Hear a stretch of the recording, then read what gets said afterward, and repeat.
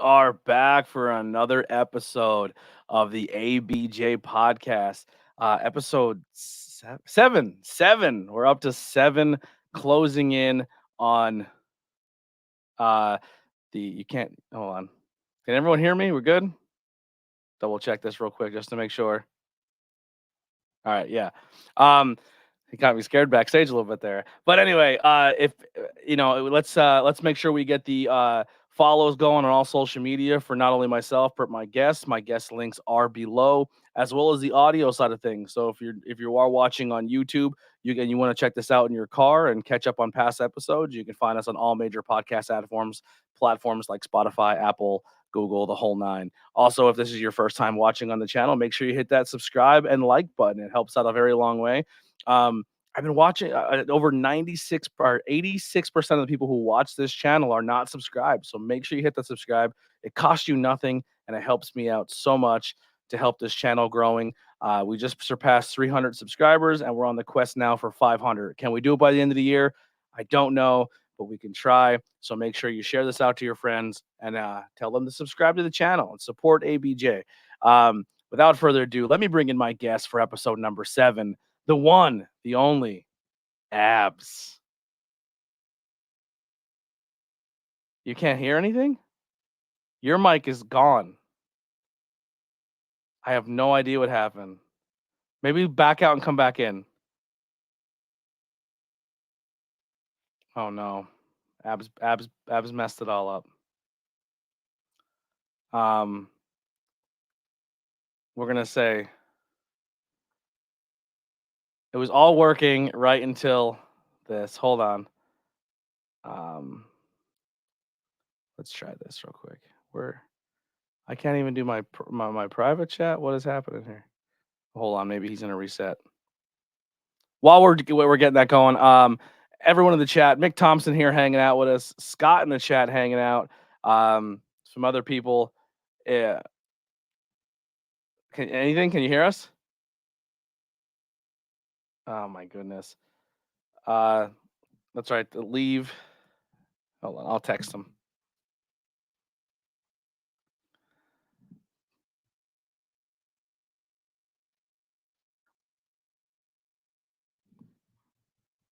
Check your phone. All right, he's gonna leave and come back. Maybe that'll fix it. That's the beauty of doing it live, baby. But yeah, so really excited to have Abbs on. We're gonna learn about his training, his character, everything we got going on. We're gonna talk about how the contest of champions went because he had a really cool moment there over the weekend. Tons of cool stuff. Also, we can announce as well next week is going to be V Marino is going to be on the podcast next Tuesday. So excited to have V Marino on, which will be episode 8. Okay, Try I'm now. back. I'm now back. We can hear him. Yeah. I have no idea what happened. So what's going on, Abbs? I'm doing good. Let's forget that all happened. I don't know what happened there. Yeah. So, Abbs, man. So there they are in living color on the podcast. Look at those beautiful, beautiful rock hard steel abs. That's all they're gonna get. It's all you get right now, people. Let's dive into this, buddy. Let's ask the basic podcast question here. How did you get into professional wrestling? I answer this on almost all the podcasts I've been on. It was a late bloomer. I started watching it in my freshman year of college, so really late in life, real late bloomer to this whole thing. But and it happened to be a Monday Night Raw episode. I was in my friend's room in college in his dorm. He had Raw on, watched it, and then hooked ever since. Yeah. What was the first character you seen? Oh, I think it may obviously you hear of John Cena, you hear of Undertaker, you hear of all that good stuff. The first one I actually tuned in and gravitated towards was Sheamus. Sheamus, I love that. It was during the time where he was like just debuting on Raw and like he was going on that huge push towards the title. So and that's sort of where it locked me in. Perfect. Now you're from the upstate New York area, correct? No, I'm from the city. The city? Oh, you're from the city. Okay, yeah. I thought you were from more upstate. All right. So what borough? Manhattan. All right, from Manhattan. So now you're in college. You're doing the theater background, correct? Like you're doing a little bit of Well, theater. I study. I mean, the theater stuff also kind of came after college too. Honestly, I liked theater. I liked acting. And I'm not like classically or formally trained or anything, but I did a few school plays and all that stuff. It was after college I got into improv. But I didn't go to college for any type of acting or type of stuff like that. Yeah, it was more like just hobby stuff. Yeah, more hobby stuff. Awesome. But Now, that's what I gravitate towards in wrestling, the more the theatrical aspect of it. absolutely, like, and it's not like I don't think it's a knock on your wrestling to say that, but I think what makes you stand out is the character. Right. Your I am not a character is star what shines. athlete by any means. I am Yeah. not a stud athlete. So that's what I have to lean back on. Yeah, I think you're very self-aware of who and what you are. And I think your personality and who you are as a person is what you're gonna make how people are gonna fall in love with you as a performer. Exactly. But I've Yes. had surprise spurts of athleticism, but I'm not a full blown athlete. Yeah. So when you're doing this is like, you found that wrestling bug, you kind of found that acting bug. Now you're kind of putting it together and you're looking for a possible like how did the idea for you like I want to do this now and train? How did that process all come into fruition?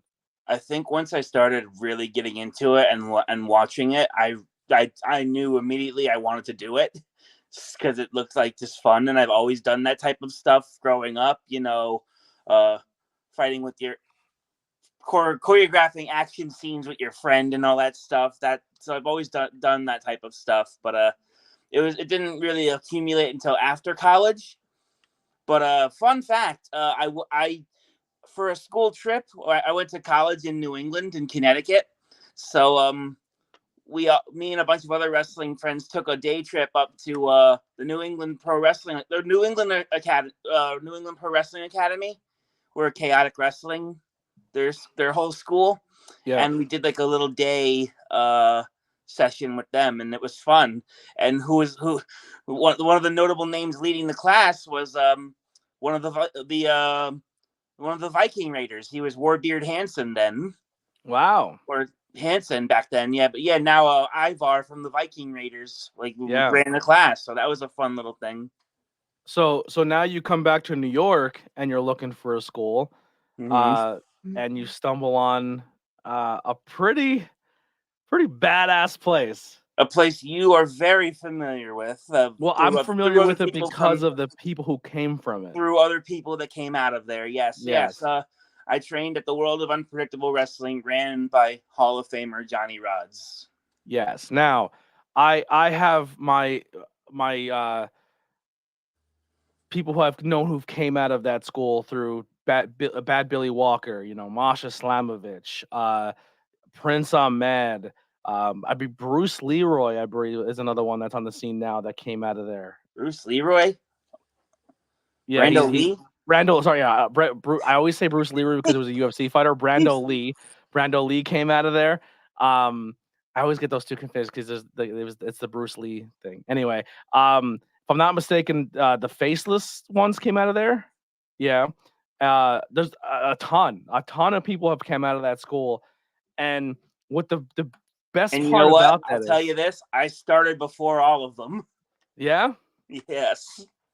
So walk us through signing up. Literally every list you named there, except for Billy Walker, because he was the basically he helped me a lot. But basically every active wrestler on the indies you see now that you just listed, that are from there, I started before them. That's awesome. Now some old Not school an, names. but I'm not better than them. Yeah, I believe both the Dudley boys came out of that school, if I'm not Yes, mistaken. yes, of Who course. else from ECW came out of there? Matt Striker, who I've met That a bunch yep, of times. I love Matt Striker. He's really fun, interesting guy. Uh, Dreamer, who we Dreamer, yep. saw over the weekend. Mhm. Um, Taz, Mhm. Bill DeMott, Just pretty much guys who just and Big have that and Big grit. Cass. And yes, big cast as well. Just Probably the more recent big name to come out of Rods. yeah. Now that school just develops grit. It develops toughness. It develops just things that in the business when you see people come out of their character wise, you're like, oh, they're humble, they're respectful to the business, but they can handle themselves if need be. If Yes. things were to go south in a ring, they know how to get themselves out of it. Yes, I like to think so. I like to think so. Yes. Yes. How now explain to us this like going into that school and just training under those environments and being like they're old school, man. They're gonna stretch you out. They're gonna teach you some pressure points. They're gonna teach you some locks. I'll tell you, freaking mostly. Yeah, Cowboy Billy Walker has been the one who stretched me more than anybody while I was there, and he's honestly made me. He's tried to make me be a monster, but he's made me like a real. But I think through all that, I've excelled in just selling and all that stuff because you gotta know how it feels if you're gonna sell it. He would say, so he would do it to us for real. His whole thing was, I don't want to hurt you. I'm just gonna fuck you up a little. Yeah, That was his absolutely. whole thing. And then stretch you out a bit, and then real mean son of a bitch in the ring. But outside of it, he loves you like a Absolutely. son. He's You're someone like I his look forward to son. seeing all the time. Yep. He'll give you a giant hug. He'll tell you he's not going to sugarcoat anything. He's going to tell you No, 100%, if you're doing well, if you're not doing well, what you need to do to get better. exactly. Yeah, I love that guy to death. But what was training in that school like? It was a lot of basics. You really, really nail your basics down. If anything, like your rolls and bumps, you practice it till no end almost every day, every time you're there. So you don't really get a whole lot of time to develop a character like or like you seldomly get to really focus on like big old moves. You just really work on your basics and they kind of drill it right into you. Yeah. Now, how long were you under that roof and working under there? I stayed there for 5 years, and then 2019 around February, I left and came out here. And that's when you started, taking some bookings and starting your process here. Awesome. Yes. That's it was cool to see at the sanctuary that you guys all kind of had that reunion where you had all that, like you kind of all were all in the ring together and took that photo. It was neat to see. I Yeah. remember just looking at them like one of these things look like they don't belong, and it was definitely you. I guess you could say I'm different than most of them. I guess I'm not a tough guy in the ring, but I know what I'm doing. So Absolutely, yeah. Now, a big breakout for you in your career was Camp Leapfrog. yes, I like to think that's started my whole career pretty much. Got it on the trajectory it's on now. Well, I would absolutely agree with myself in that boat as well.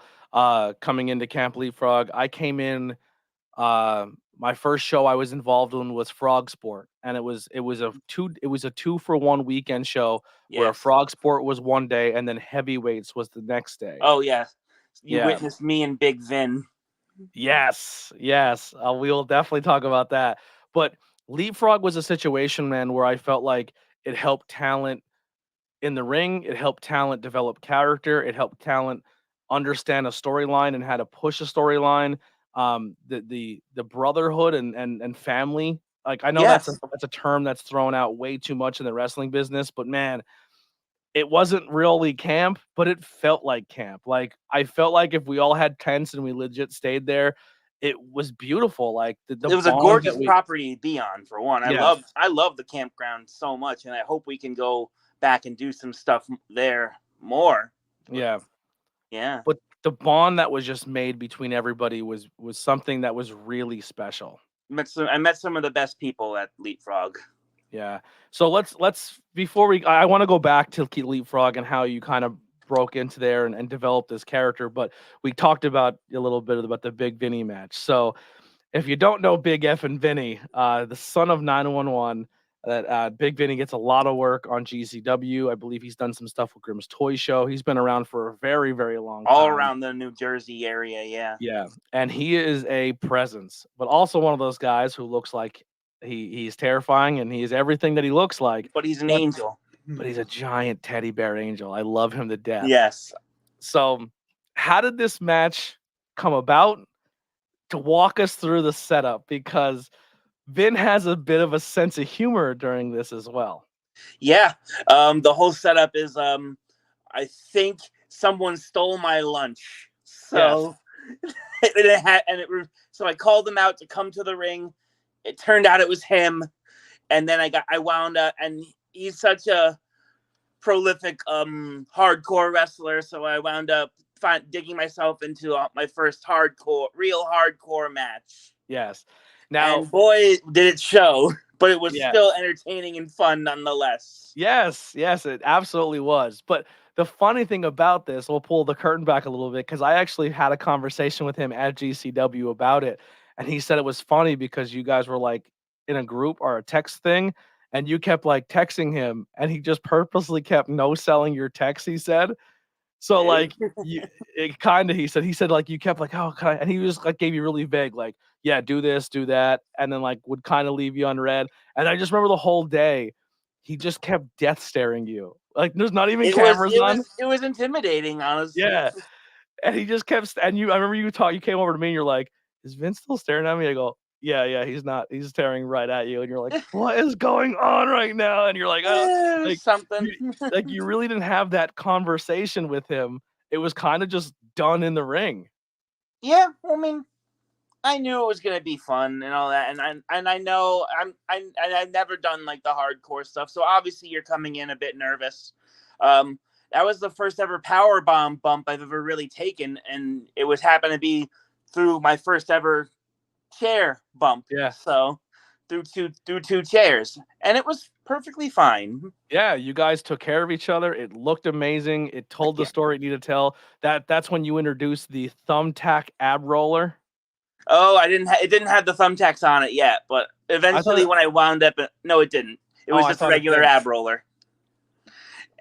Whenever I end up in another death match, whatever situation, there's definitely going to be some thumbtacks on it. Yeah, it was really fun. But let's rewind a little bit here with the Camp Leapfrog. So you come into Camp Leapfrog as the lovable Abbs. At the time when you first came in, you had longer hair. You were rocking some locks on you, and you almost became you and Abby James almost became like the mascots and the heart and soul of Camp Leapfrog. Like when people thought of Camp Leapfrog, it was attached to Abbs and Abby. That you guys were the lifeblood of the company. Like, sure, like Killian had their show, that big, like everyone had their moments to shine, but the essence of Camp Leapfrog, I felt, really came through you and Abby. I 100% agree with that. I like to. People can say whatever they want. I truly believe I was the real like heart and soul of Leapfrog, because I was started through Leapfrog. Everything I have is because of Leapfrog. Mm-hmm. Yeah. And Leapfrog shutting down affected me drastically. It felt like I had to go right back to square one with all my stuff. Yeah. And I love everyone there, but they all had established names already. So they were fine once Leapfrog went away and Leapfrog coming back. So they were fine. They all had established names. People knew who they were. They had their own thing going. I had to sort of really start from scratch again. Yeah. Because Leapfrog was my launching pad. Yeah. Now you had the part, you're known for the participation trophy at Leapfrog, where it was essentially still have it. The losing trophy. If you lost, you kept it. But wait, what? If you lose the match, you keep the participation trophy. Wait, what? That's how it worked, right? I don't know. I've been knocked out all the time. Every time it's been announced that way. So yeah. So unfortunately, that's how it went down. I'm wondering why I keep getting it handed back to me afterwards. Yeah. Leapfrog also had the what was it, the fanny pack, like the 24/7 fanny pack. Oh yeah, it was funny. It was a funny situation. So Camp Leapfrog unfortunately did come to an end. But keep an eye on Camp Leapfrog social media as well as High Tension. There might be some cool things in the future. High Tension is slowly but surely in increments reviving it. Yes, which is, thank God. There is something coming up very soon in a couple weeks with High Tension. They're bringing back the Christmas Trio show, which was Yes. almost Leap, like a Camp Leapfrog style show. Camp Leapfrog's baby, and Leapfrog is forming a team going against those. We're gonna make sure that dastardly, evil Ethan Wild doesn't succeed because he has all the properties for Leapfrog. So he's So basically holding Leapfrog hostage. yeah, so storyline wise, if Team Leapfrog beats Ethan Wild, there could be a resurgence of Camp again. Essentially, is what we're Essentially, yes, looking and to this do. is Camp Leapfrog's tournament. So hmm So that's going to be coming out, I believe, on December 20th. I believe it said 20th on the. and 22nd. It's like two Okay, different, yeah, something like that. Yeah. so definitely tune into that on YouTube. I believe it's going to be on. I don't think it's going to be on IWTV this time. I feel like I don't know. It might be on IWTV, but I think it's probably gonna. It's also going on YouTube. But I Yeah. definitely know it's going on YouTube. It might go on Yes. IWTV later. Who knows? But So make sure you head over to the High Tension Wrestling YouTube channel. It is linked below. If you go down to the promotions I work for and under on this channel, you can go follow that and see the. Hopefully, you guys pull it off. I and want if I you want the rebirth of Camp Leapfrog. if you tune into High Tension Halloween, you get a little sneak preview of Team Leapfrog. It's me and Tyrant, and that's a big boy team. Yeah, that's a hoss right there. The Haas But team, baby. so, what was the process like for you after Leapfrog ended, and then kind of like the pandemic kind of coming back to a little bit of a normalcy and rebranding, like not really rebranding because you kind of stay true to your character, but kind of finding your steps again. Well, my stuff in my personal life started like taking more priority, honestly. But like I was still like reaching out to places, going to shows, getting my face and name out there a little more. Luckily, some people knew who I was. Like when I come out there, really taught me the real range of what Leapfrog was. People knew who I didn't expect knew who knew who I was. But it's basically just me starting over and going around, helping out at shows, showing my face, and it's paid off sometimes. But I also had some stuff going on in my regular life too, so a lot of things had to be balanced. Now, kind of pulling back the curtain a little bit for people who are watching, if they've never seen the character Abbs, essentially you are a man with very sculpted body and abs, Yes, and I like am a there's fat guy with abs. yes, and the abs are just indestructible. They are like Completely. Samoans' heads and ring aprons. They are the hardest things in Yes. professional wrestling. Yes. People damage themselves hitting you in the abs. Um, A and few known broken wrists and knuckles yes, and absolutely. ankles. Now, the fun thing about your character that I personally love is especially when I go to a promotion and I'm there for the first time, and maybe it's like you're somewhere where you're also there for the first time, or you're still trying to get your foot in the door, and people walk in and they immediately see your character and they're just like, "What? Like what is happening?" Like because even you yourself, you're a goofball. You know what I mean? Like you don't take yourself seriously. You're very humble. You're very quiet. You know what I mean? Like you're Yes. not you're not like, look at me. Then you come in as your character and you do what you have to do. And I think every time I've watched you work and people didn't understand the character, the first 3 minutes of the match, they hate it. Immediately people Jim Cornette you. They're like, this is stupid. What are we watching? And then you win them over every single time. You find a way to do it. I've found something. I've discovered that I have a very visual gimmick. So the minute I come out of the curtain, people will react to it. Yeah, yeah. Immediately, people just want to immediately hate it, and I love watching the crowd and people react to you while you're wrestling. Because, like I said, people immediately just want to they just want to tear it down. Right. It's crazy because people love and attach themselves to over the top, wacky, zany characters in professional wrestling. But we're also at a point now where people listen to the Jim Cornettes and I'm sorry, Johnny Rods, but the Bubbas of the world sometimes where they kind of tear down characters and say this is what ruins the business is these style of characters. But then once the fans attach themselves to those characters, they fall in love. You know what I mean? Like the characters are the ones who like sure, like they'll never be put world champions, but they're still really essential to what wrestling needs. Yeah, exactly. I even got like praised once another leapfrog match, another well known leapfrog match of mine, the one with Blank. Mm-hmm. 911, Vinny's dad actually said my timing was really good in that match. So it was always good to hear like an old timer, a real vet, like praise you for something that praise you for Yeah. that. Mm-hmm. So I always like to prove. I don't know if I'm proving people wrong. I'm just going out there and being me, honestly. And I generally have been lucky to have more than anything positive reactions, and people do say they genuinely do like me. I haven't had many detractors or people who laugh at it and don't get it, but I'm sure they're out there, honestly. But Yeah. I've been very fortunate that I've gotten an overall positive reaction. That's a guy that's criminal in a ring too. Blank. Oh my goodness. Oh yeah, Blank is great. Yeah, he might have been drafted in my independent wrestling draft, but he wasn't drafted as Blank. I saw Yeah. you almost wanted to draft me, but I did. I wanted to draft Abbs, but that's terrible. okay. The joke was the terrible 40. So Yeah. you You picked a draft. lot of good names and a lot more Yeah. deserving names. But so over the weekend was the Contest of Champions, and Yes. what amazing event! Over 175 different talents from all over the world. It just wasn't New York, Jersey, and PA. I think people flew in from Cali. There was people from there from Vegas, There's people from Midwest. Florida. There's people from Florida Yeah. and AR Fox's school and down in Atlanta. Yeah, it was crazy who all showed up for this event.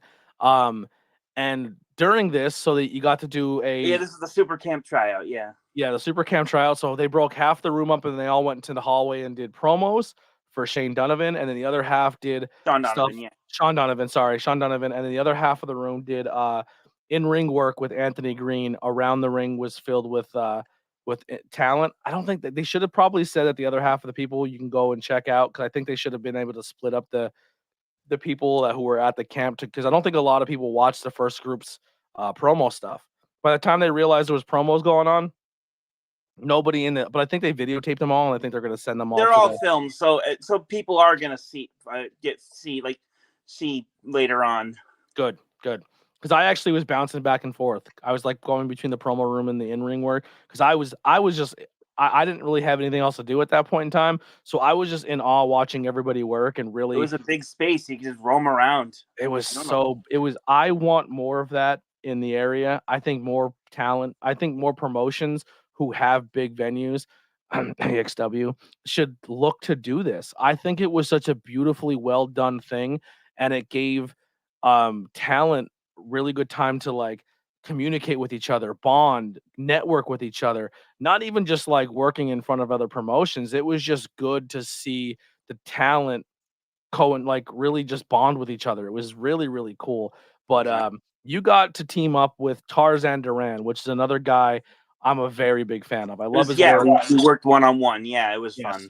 And you guys were given what, 6 minutes or something, or 5 5. minutes, 5 minute match. Everyone was really given 5. Yeah. So you guys have a 5 minute match, and at this point in time, you're at the point where it's just getting hot, where everybody in round is still like participating and cheering on the matches, because it went long and sometimes it drug out and people, did lose interest. But They you had hit literally over 100 talent in there. Yeah. So as you guys are working in the ring, former WWE name Damian Sandow walks in the building, and you guys start working. And I look over at him, and I'm watching your match, and he immediately hates it. I don't care what he tells anybody. We were watching him. He literally mouthed, "What the fuck is this?" That's exactly what he said. And he was trying so hard to hate it. And for about a minute and a half, 2 minutes, just like I said before, he was trying everything in his power to not enjoy the match. But the boys were behind you guys. The boys were cheering on. The boys were buying into what you were selling as a character. Tarzan kicking in the belly. He's shaking his foot off. You guys you took crazy bumps and cutters from Tarzan off the ropes. So Tarzan got to showcase his abilities to use the ropes. You got to showcase your ability of your character and doing your ab claw and all this great stuff. That And was by a the perfect one, yeah. Yeah, and by the end of the match, he was sold. He liked what he saw.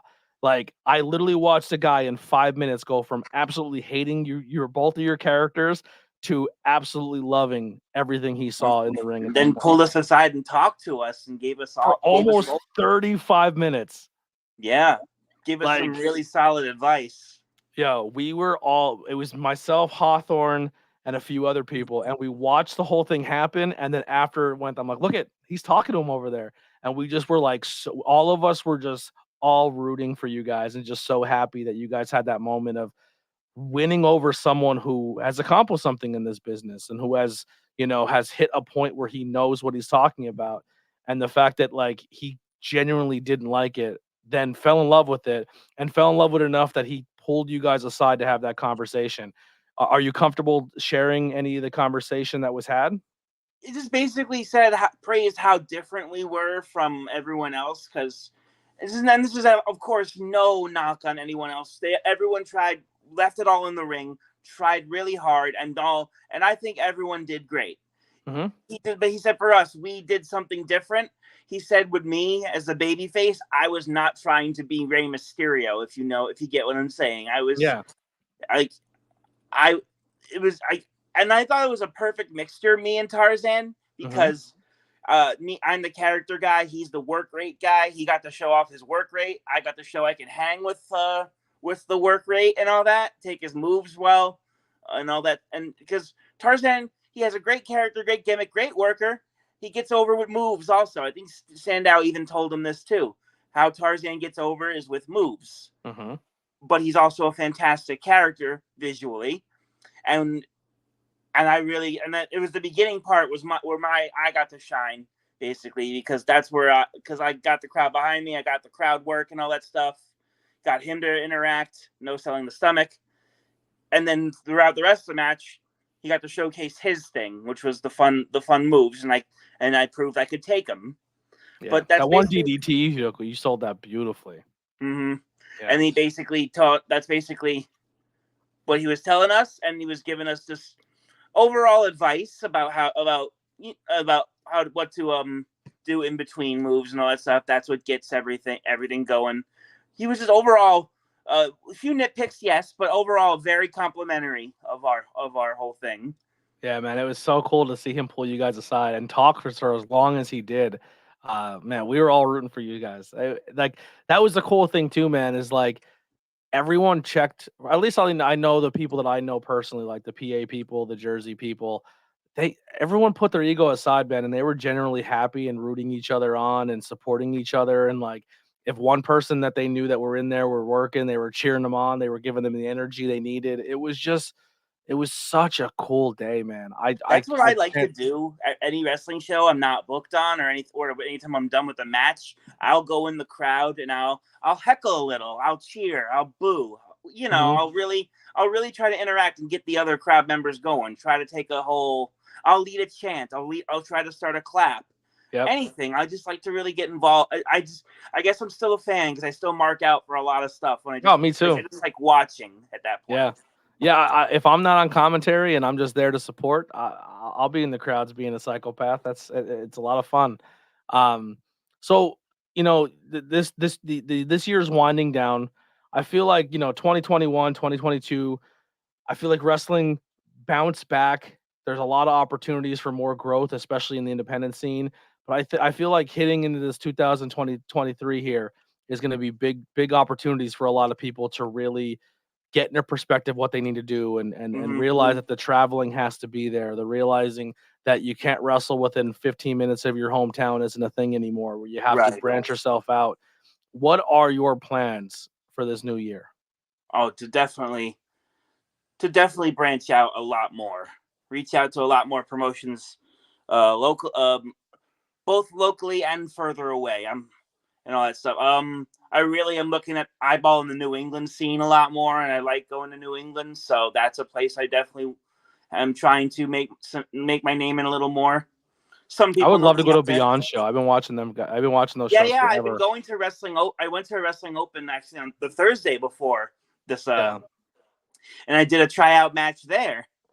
But definitely gonna keep going with that. Wrestling Open is definitely a place I see myself going. Limitless, all that stuff. Blitzkrieg is a place I've done the smaller shows for, but I'm yet to really get on the big shows. That's a place I definitely would love to prove myself at.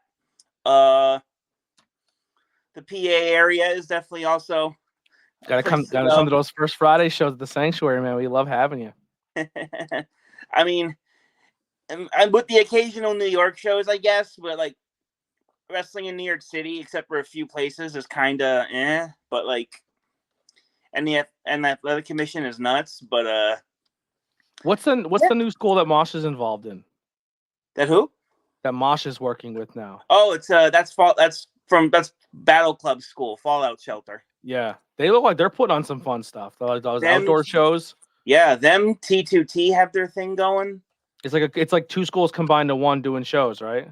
I think they shared a building very briefly when one of them lost a building, but now they're back to being separate. But they're two pretty top-notch schools in the New York City area, outside of Hog, obviously.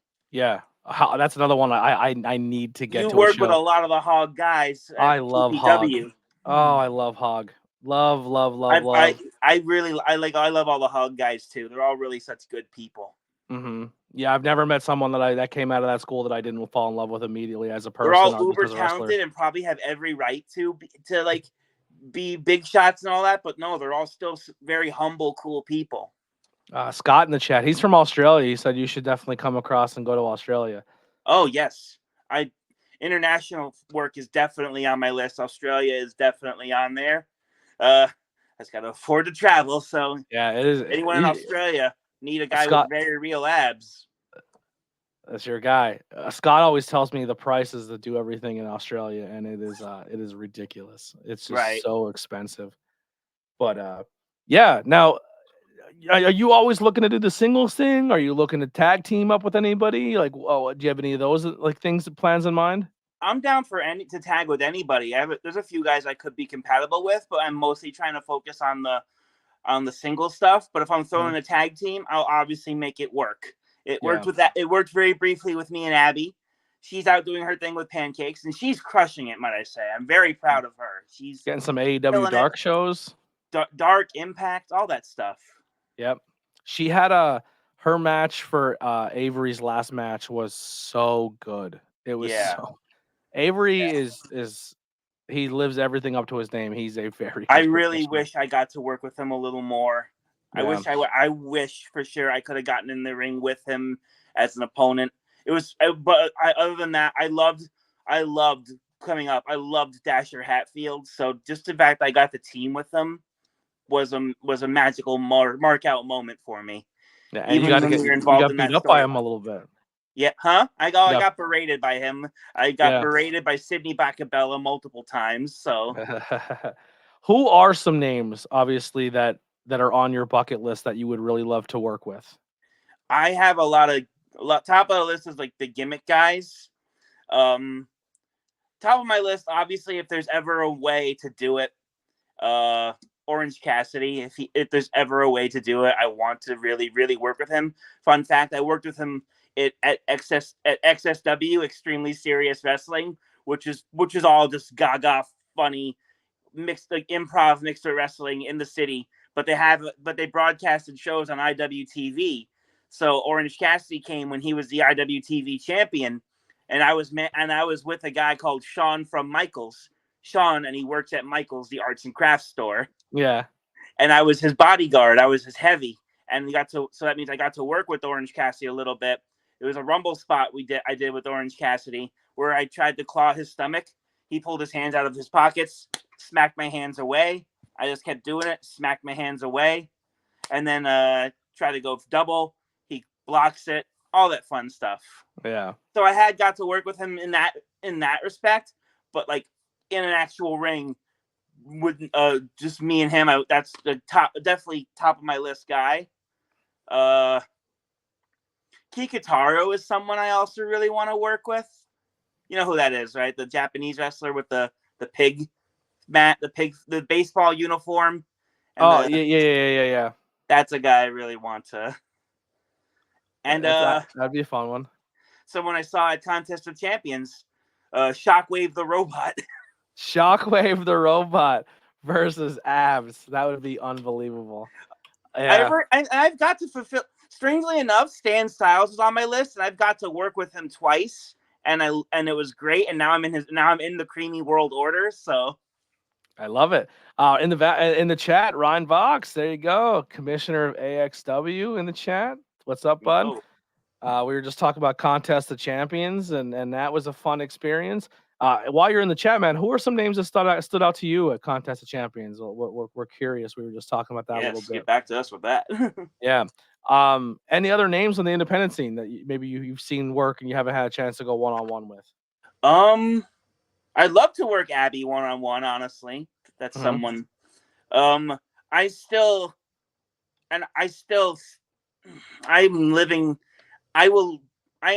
to not stop to the ends of the earth till I get my one-on-one with Big Dust. I was gonna say you've always been petitioning for that Killian match too. Killian, I wanted to wrestle all the goons one at a time until we build to Dust. Yeah, Dust is the final one because everyone knows he's really the head goon. Yeah, Killian's the bigger name, but we all know Dust is the head goon. Have you ever worked Tommy Vex yet? Oh God, I did in a Rumble once. We had a fun little exchange, but never one-on-one. That's definitely something. You and Tommy would be really funny. You and Miles would be fun. Yeah, man, there's a lot of fun matches for you. Like, because the thing is too is like I definitely want to get this out to people too who are listening. Is like you do obviously you have your character spots and you hit your marks of your character spots, but in the same vein as Orange Cassidy, like you can buckle down and put a match on once you get your GOG out of the way. You know what I mean? Like you know what you're doing in there, and like you can make it serious. Like I've seen you put on performances where with you and Abby where you're doing your stuff. Really and then, come from behind. One match I'm really proud of actually with me and Abby was the tag team tournament thing. The match we had with the Goons, but they were led by Darius Carter this time. Mm-hmm. The fact that I got to work with Darius Carter for one, that's another guy I would love to go. He's amazing. You get I think with me and him, you get a perfect babyface heel, good versus evil story. Yeah, very very cool stuff. Anything else will bring something out of you. Yeah. Anything else in the future that you're really looking to do? Obviously more bigger companies, like go to get myself a time on AEW or something, get a dark match, an AEW dark, and maybe hopefully further. I don't want to say just dark, maybe further. Mm-hmm. There was a few tag teams that looked great. Tons of guys did well. I'm very intrigued by the Frozen fella. Which one was the Frozen fella? I'm not. Oh, what's his name? Oh my God. Yeah, Yusuf. Yusuf, the caveman. Yeah. Oh yeah, he stood out also too. I'm a big fan of him. I think he's very entertaining. And he wants to do stuff where he wants to kind of do a comedy stuff at some point where he wants to do the full Encino Man where he gets trained by somebody to learn how to become a human again. Like he wants someone to be his counterbalance of complete comedy while he's the serious guy. Just putting it out there where he teaches them the real society of the world and stuff like that. Let's tease that a bit. Yeah, that's something he wants to do. I know Tyrant seen him, and Tyrant was very oh boy, you would fit with us pretty well. I actually would love to see a trio with Tyrant and him. Yeah, the Ice Cream Man. Yeah, he was pretty good. He did all right. He was. I'm so down for the Encino gimmick. I've done it. LOL. Yeah, tons of cool stuff. I'll give you mine. Who stood out to me? Brute Van Scythe. Yeah, big man, real big guy. Yeah, I liked a lot of people. I thought I mean, I've seen him before, but Joey Conway stood out very heavily to me. I think he's someone that I think more people should be looking at, especially if they need a really good heel. Of course, my buddy El Trabajador, the Working Man. The Working Man's great. I love that guy. I've partnered with him. I faced him in Fatal 4-Ways. I love that guy. He pops me every time he gets in the ring. Yeah, he was good. Who was the Australian guy? The guy with the Australian accent? Oh, Oh, I think I saw him at Beyond also. Batman Lex, whatever his Yeah, name. he was pretty fun. He had a good promo.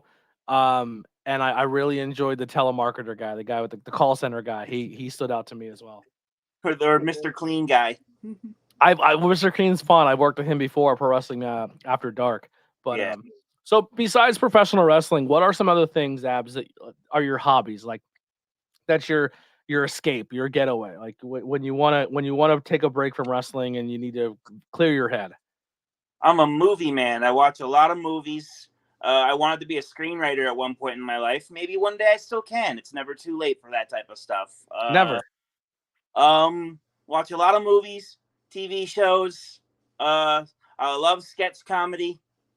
I love British comedy. I love anything, honestly. Art house film.